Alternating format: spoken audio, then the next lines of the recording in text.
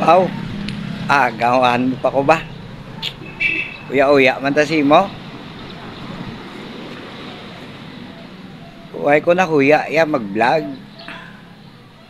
Nahuya ko ya. Kung nagapang balay-balay ko pang ulam.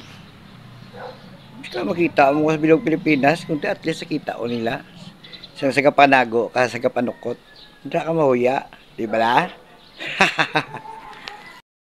Vlog ko. Tantawa? Pasang sa mga utang ko. Kapang utang man ko pero jutay lang. Wala ka panago. Tapos magpakita ko sa bilog ng Pilipinas. Giway ko na huya ya. Dire pa lang gani kapanago ka na. Ayan pa sa social media. Ay karon tinukolta.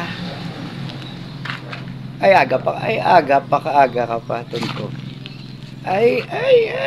Kadtos balay ulam sa akon, tigaan ta kada yon.